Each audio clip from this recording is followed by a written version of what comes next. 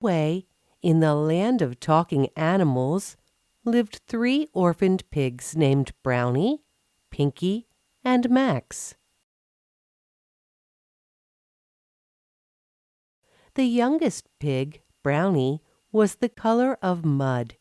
He was a very silly pig who rolled and played in mud puddles all day long. At the orphanage, Brownie was always scolded for playing instead of doing chores. The middle pig, Pinky, was pink and plump.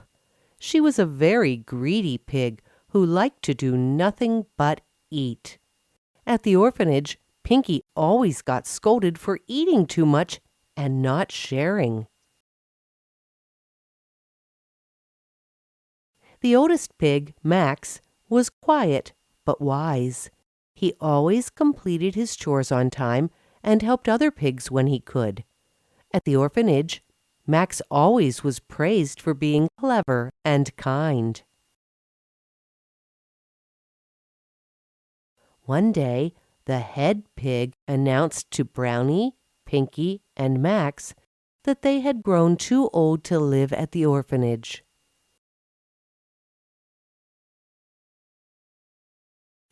"I have a plan," said Max. "Let's build a house together." Max pulled out a drawing and explained how they could work hard to build a house of bricks that would be cool in summer, stay warm during winter, and keep out Wicked Wolf.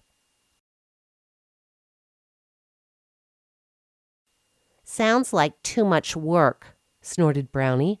"I don't like the idea of sharing a house," Pinky whined. "Let's each build our own."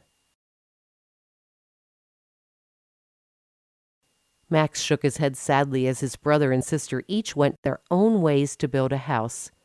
He rolled up his house plans and went to find a good spot to build his brick house. Brownie was the first pig to build his house. "It will be easiest to build a house of mud and straw," thought Brownie, and quickly put together his straw house. "Enough work," Brownie sighed. "Time to play." Pinky built her house next. "I will build my house of sticks," she decided, knowing she could finish a stick house in time for dinner. "Enough work," Piggy sighed. "Time to eat." Max searched for a long time before finding a perfect spot to build his house of bricks. He measured carefully and followed his plans.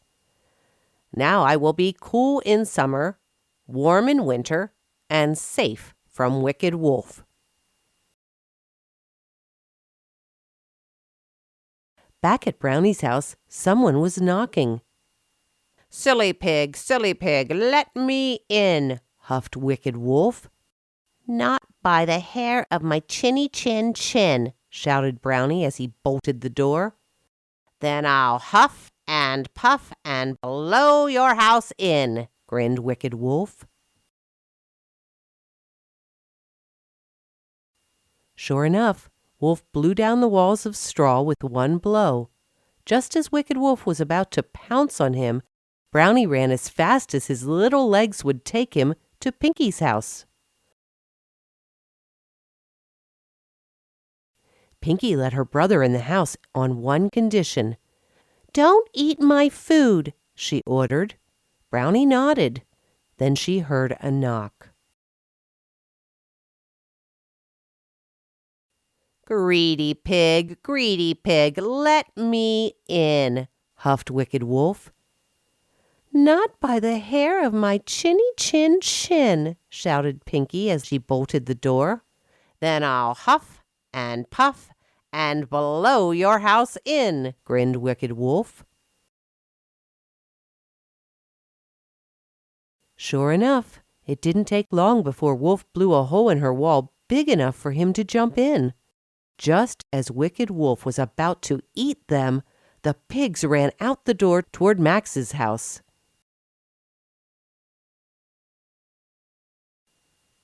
Max led his brother and sister inside. Feeling safe, Brownie began to roll around on the floor, making a mess. Pinky looked greedily for something to eat. Max waited by the door, and soon they heard a knock.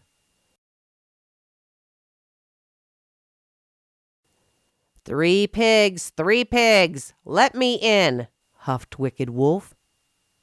"Sure," answered Max. Brownie and Pinky froze in fear. Was Max going to let Wicked Wolf gobble them up for being messy and greedy?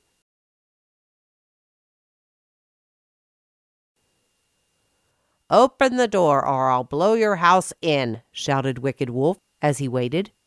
"The door is stuck," lied Max. "If you want to eat us, you'll have to come down the chimney."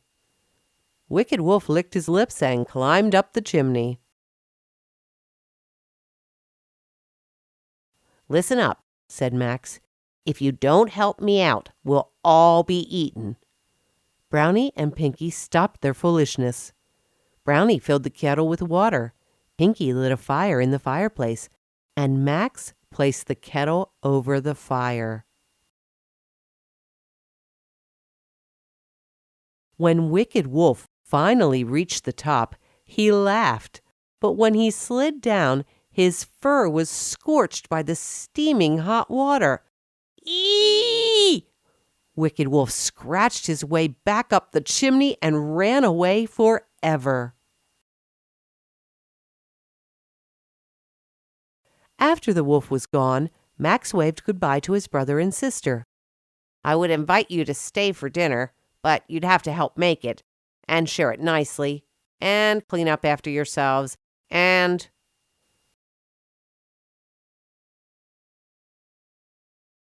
"Agreed!" shouted Brownie and Pinky. And from that day on, the 3 pigs lived, cleaned, shared, and stayed safe together in their perfect house of bricks. This was an iStorybooks presentation. Become a fan at facebook.com/iStorybooks.